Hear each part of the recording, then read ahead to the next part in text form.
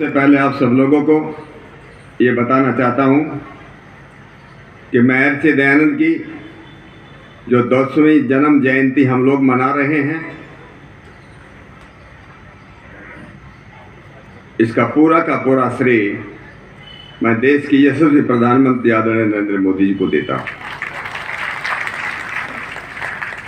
और इसका कारण ये है कि आप लोगों के आशीर्वाद से मैं सांसद बना। पहली बार जब सांसद बना, पहली बार संसद के इतिहास में कि महर्षि दयानंद सरस्वती का या तो उनका चित्र संसद के हाल में लगाए गए जैसे दूसरे महापुरुषों को लगाए गए, या उनकी एक मूर्ति संसद के अहाते में लगाई जाए। लगभग सभी पार्टियों के 156 सांसदों ने साइन करके और हमारे नरेंद्र मोदी जी को दिया था।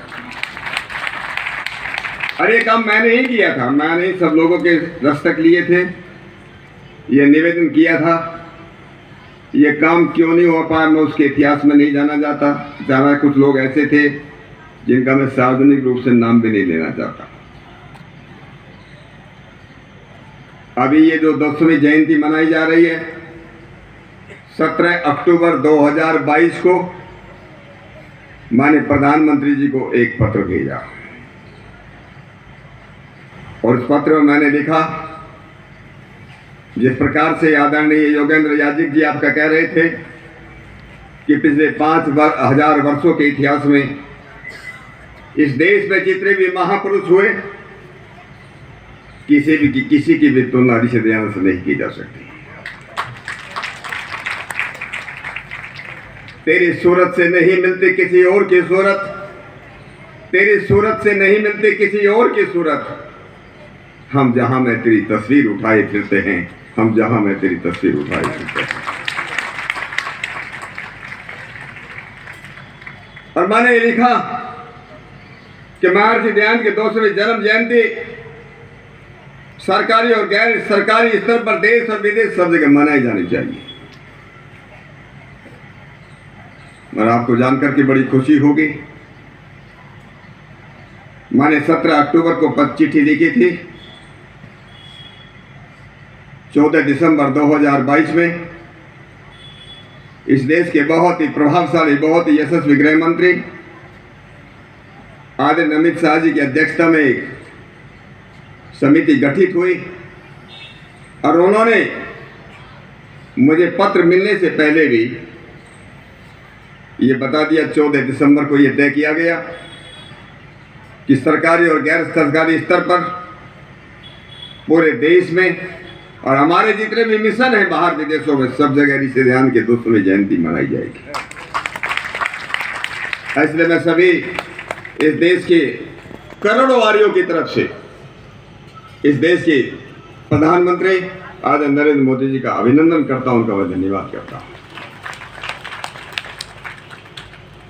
अब अवकाश घोषित हो न हो, ऋषि दयानंद ने कभी अवकाश लिया नहीं, नरेंद्र मोदी जी ने कभी अवकाश लिया नहीं। आर्य समाज के जो हमारी हमसे पहले 5-6 पीढ़ियां जितनी हुई, हमारे उपदेशकों ने, हमारे सन्यासियों ने कभी वो अवकाश लिया नहीं।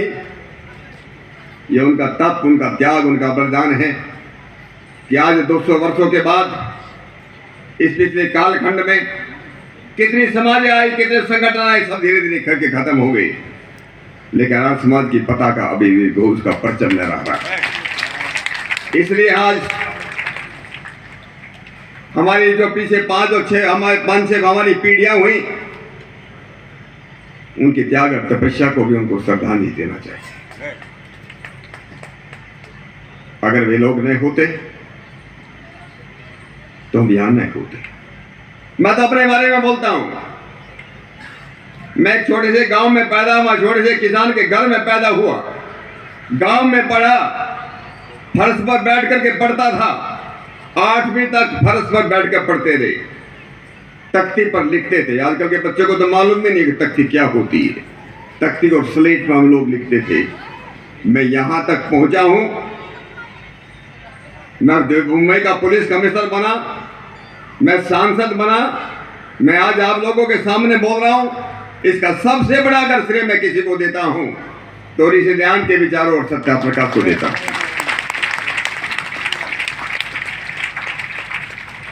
जिनके अपने घरों में अच्छे बच्चों का निर्माण करना हो, जिनको अच्छे मानव का निर्माण करना हो, अपना जीवन अच्छा बनाना हो, अपने घर में सुख और शांति और समृद्धि जिनको चाहिए, जो अपने समाज को अपराध और आतंक से मुक्त करना चाहते हो, जो दुनिया में विश्व शांति देखना चाहते हो, उनके लिए केवल मात्र एक ही उपाय है और एक ही मार्ग है। वो मार्ग है वेदों का बताया हुआ मार्ग, वो मार्ग है जो ऋषि ध्यान ने हमको बताया।